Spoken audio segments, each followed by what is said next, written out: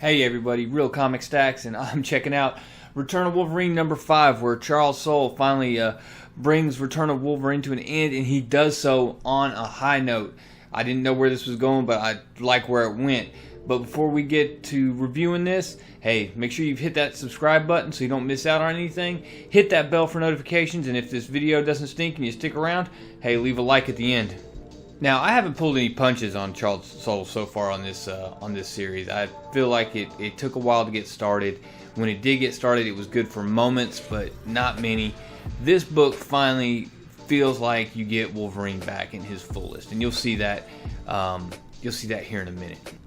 And we start right where Return of Wolverine number 4 left off, and that's Wolverine in space. He's taken to Persephone's super secret satellite lair up in space, and there he's introduced to Persephone, and you realize real quick that it's not her, it is a holographic image of her, because, well, I guess basically she knows better.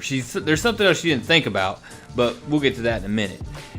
But she's basically at this point offering Logan, hey Wolverine, come to the dark side, right? And he's really not having it. But she shows her master plan, what she wants to do. And like all villains, she has this idea of establishing a utopia. And via that utopia, where she is in charge of everything, she mentally controls all the dead, and therefore as she recreates this world, she can do so in her image. Now, made in her image is very plainly the complete absence of free will. Yeah, the world may be perfect, you may have this harmonious community, but it's completely devoid of free will, which go into the whole idea of, if you can't control your own destiny, then what good is it? If you can't choose to love something, then is it really love? Those kind of questions. While laying out her diabolical scheme, she explains how she brought Wolverine back, how she used him, how she weaponized resurrection, not just with him, but with like Omega Red, with Dagon, and others, where she brought them back and used them to help construct what she's about to do. She also thinks she's going to play mind games with Logan. She basically tells him that, look, everybody on that planet thinks you're a monster. Even your best friends recently, you couldn't control yourself, and you tried to kill him. You cut Iceman in half. You think that they're going to forget about that, and you think they're going to forgive you? Well, Wolverine ain't big into mind games, and he's finally had enough.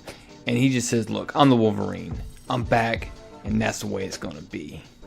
And right now, he's not fully back, and Persephone points that out. Said, look, you could have been back. You could have been alive, and you could have been without your previous sin, basically, the memories of all the things you've done. Because right now, all his memories and stuff are still locked up, and you see that inside the cells that we've had flashbacks to throughout the other comics. And because he says no to her gift, and to go on without the burden of those memories, Persephone tries to kill him, and then informs him, look, yeah, this is fine, you can die, and once you're dead, I'll resurrect you and use you anyways. And she sits there and taunts him as this blister agent takes over, and Wolverine's not having it. He goes up to the glass in the space station, probably wasn't the best idea, whips out the claws, and goes straight through it, out into space. Just Wolverine in space, man. Just floating, just doing his thing.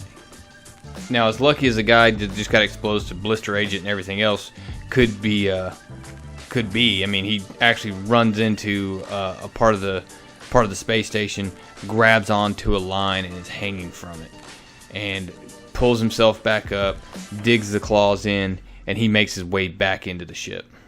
And these dudes realize right away that they're hosed, because Wolverine has just arrived, and he's about to solve all his problems with toxic masculinity.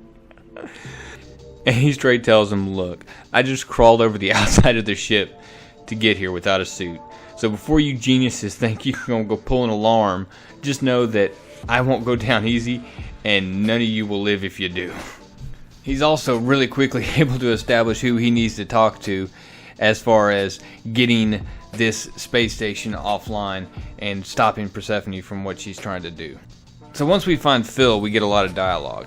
And basically what we find out is that Persephone has a plan to where a EMP-style pulse is going to hit the Earth. These series of satellites are going to repeat that, and it's going to kill everybody. And then the same satellite system will be able to amplify her mutant power to resurrect everyone and have them in this utopian society where they continue to march to the beat of her drum as the Dark Lord of the Undead or whatever. And I just want to take a moment to say thank you to Phil. He did a great job explaining this and that, and with his red dots on a globe, I completely understand everything now. Now, bless Phil's heart, but he's scared to death because he knows if he does what Wolverine is saying, Persephone will kill him. But Wolverine quickly reminds him, look, she ain't really your biggest problem right now. So Phil goes and hits basically the equivalent of the self-destruct button on all these satellite systems, and when he does, they start falling from the sky, and they start falling out of the atmosphere, and all the satellites are gone. However, there's one problem, and that is that the lone satellite that's still active is the one they're on. Well, this one satellite still poses a huge threat because Phil tells him that the beam, the pulse, if he fires it over an urban area, it could still kill millions. But that's only if it fires over an urban area. And Wolverine's not having it, of course. And but right at that moment, when Phil tells him that, look, I can't shut this one down from here. Persephone controls this one. It's right when Persephone realizes what's going on, and she starts to launch the pulse. And basically at that point, all the guards are looking for Wolverine, and he has to make it through 3 floors of guards in order to go to the pulse, whatever machine that is doing it, the power source for it, and destroy it. And it is on old school Wolverine style. The coolest thing, in my opinion, is as this goes through frame by frame, is the go back to the cells from the very first issue of the Return of Wolverine, where you have all these memories that are locked away in Logan's mind, and they're all calling out to him saying, look, I have that killer instinct. Look, you need somebody to have your back. Look, I can help you. And then the crazy one's just in there going, bub, and he just, one after another, they're calling out to him saying, look, I can help.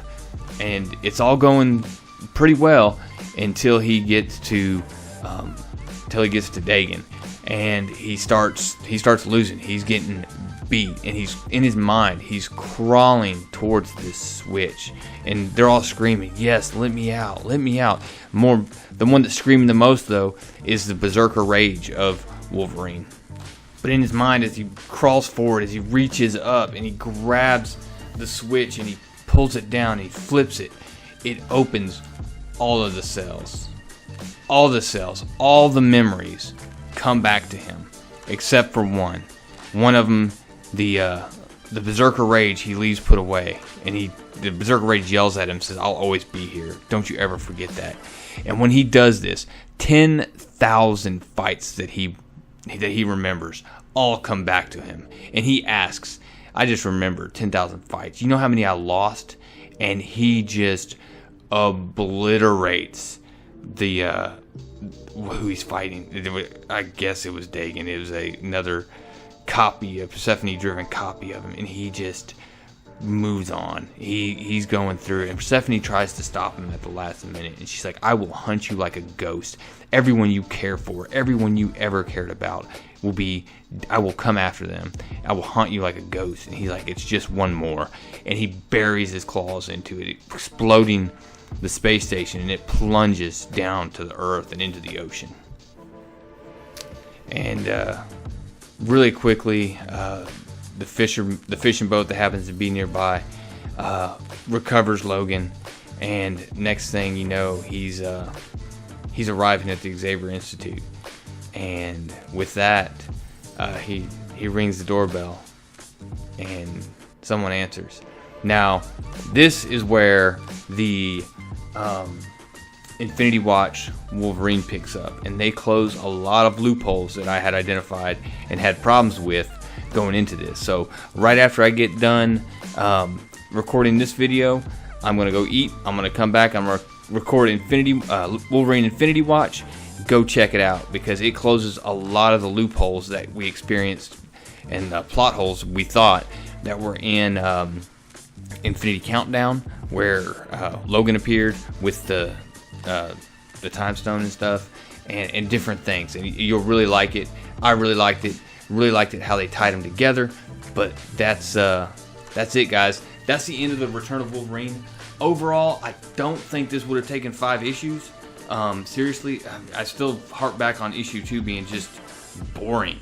The issue 3 versus the X-Men and 4 leading up to this one were both pretty good. I understand having to build the story, but it seemed like this might have been able to been done in 3 or 4. But hey, milk every dime you can out of the Wolverine fans, because I mean, right now it's like Wolverine Wednesdays or something, because they're like 4 to 6, 7 titles with Wolverine in it this month. It was insane.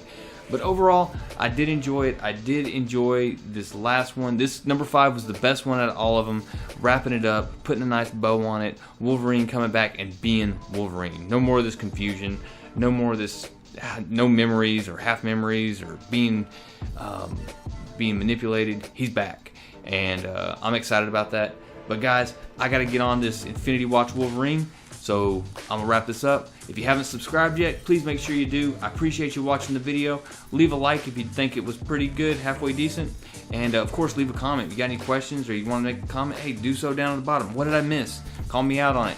That's all I got, guys. Also, check me out Twitter and Instagram. Down in the description are the links. And that's all I got, guys. Real Comic Stacks. Out.